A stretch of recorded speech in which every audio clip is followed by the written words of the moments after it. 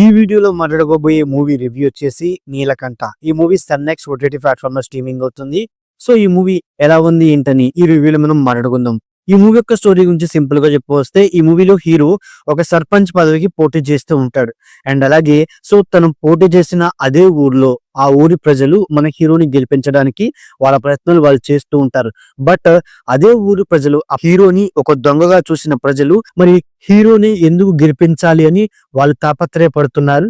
అసలు హీరో సర్పంచ్ పదవికి ఎందుకు పోటీ చేయాల్సి వచ్చింది, అండ్ అలాగే ఫైనల్ గా హీరో సర్పంచ్ గా గెలిచాడా లేదా, గెలిచిన తర్వాత ఆ ఊరి కోసం తను ఏం చేశాడు, ఇలాంటి పాయింట్ల మీదే ఓవరాల్ స్టోరీ అయితే వెళ్ళిపోతుంది. వెళ్ళిపోయినప్పటికీ ఈ మూవీ నా పరంగా ఎలా అనిపించిందంటే, ఈ మూవీ నాకైతే నచ్చలేదు. ఎందుకు అంటే, ఒక మూవీ చూసిన తర్వాత ఆ మూవీ స్టోరీ పరంగా ఉనండి, లేకపోతే కొన్ని సీన్స్ పరంగా ఉనండి, లేకపోతే కొందరు క్యారెక్టర్ పరంగా ఉనండి, ఏదో విధంగా ఆ మూవీలో ఏదో ఒక పాయింట్, ఏదో ఒక పార్ట్ నచ్చే అవకాశాలు అయితే ఉంటాయి అనమాట. బట్ ఈ నీలకంఠ మూవీకి వచ్చేపాటికి ఈ మూవీ అనేది ఎక్కడ ఎంగేజ్ చేయలేదని ఫీలింగ్ అయితే కలిగింది. దానికి మెయిన్ రీజన్ వచ్చేసి, వీళ్ళు ఒక స్టోరీ పాయింట్ అయితే తీసుకున్నారు. ఆ స్టోరీ పాయింట్ అంత బలంగా లేదని వాళ్ళు అనుకున్నట్టున్నారేమో గాని, మిగతా కొన్ని మూవీస్ కి సంబంధించిన కొన్ని కోర్ పాయింట్స్ ని, కొన్ని సీన్స్ ని ఈ సినిమాలో ఇంక్లూడ్ చేసేసి ఈ మూవీ మొత్తాన్ని గజిబిజి చేసేసారు.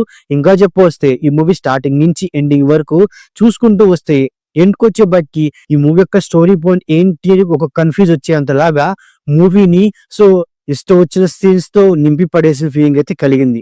అంతేకాకుండా ఈ మూవీలో మెయిన్ గా ఏంటి, స్టోరీ పాయింట్ అంటే ఒక స్టోరీ ఉండనివ్వండి, 10 స్టోరీలు ఉండనివ్వండి, బట్ ఒక డైరెక్షన్ ఏమన్నా బలంగా ఉందా, ఉన్న క్యారెక్టర్ని ఏమన్నా ప్రాపర్ గా యూజ్ చేసుకున్నారా, మెయిన్ గా ఈ మూవీలో విలనిజం అవునండి, అండ్ అలాగే ఈ మూవీ క్లైమాక్స్ లో కొన్ని ట్విస్టులు రివీల్ చేస్తారు, ఆ ట్విస్ట్లు ఏమైనా వర్కౌట్ చేశారా, అంతేకాకుండా ఈ మూవీలో ఏ ఎమోషన్ అంతగా వర్కౌట్ అవ్వదు. అండ్ అలాగే ఈ మూవీలో హీరో హీరోయిన్స్ వాళ్ళ కెమిస్ట్రీ కూడా నాకైతే సోస్తుగా అనిపించింది అనమాట. అంటే ఈ మూవీలో మెయిన్ గా ఏంటంటే, మన డైరెక్టర్ గారు తను చెప్పాలనుకున్న స్టోరీ పాయింట్ ని ఒక పార్టులుగా చెప్పిన ఫీలింగ్ అయితే కలిగింది అనమాట.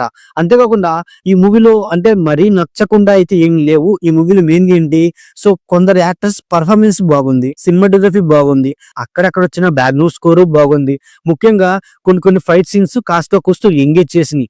ఇవి కొంత పాజిటివ్స్ అని చెప్పుకోవచ్చు అనమాట. అయినప్పటికీ మూవీలో మెయిన్ గా ఏంటంటే, వీళ్ళు చెప్పాలనుకున్న కోర్ పాయింట్ అంత బలంగా లేదు. మెయిన్ ఏంటి, మన హీరో ఒక తప్పు చేశాడని చెప్పి ఆ ఊరి పెద్ద మన హీరోకి ఒక శిక్ష వేస్తాడు. తనేంటి, తనకి 30 ఏళ్ళు వచ్చేంత వరకు తను చదువుకోకూడదు అని ఒక శిక్ష వేస్తాడనమాట. వేసినప్పుడు ఇక్కడ ఈ పాయింట్ నాకు చాలా మైనస్ అనిపించింది మూవీలో. ఎందుకు అంటానంటే, ఎంత ఊరి పెద్ద అయినా సరే ఒక చదువుకునే కుర్రాన్ని తను చదువుకోకూడదు అని ఏ విధంగా శిక్ష వేస్తాడు అనేది నాకు ఒక పెద్ద డౌట్ లాగా అనిపించింది. ఒక ఊరి పెద్ద మన హీరోకి శిక్ష వేశాడు, ఓకే.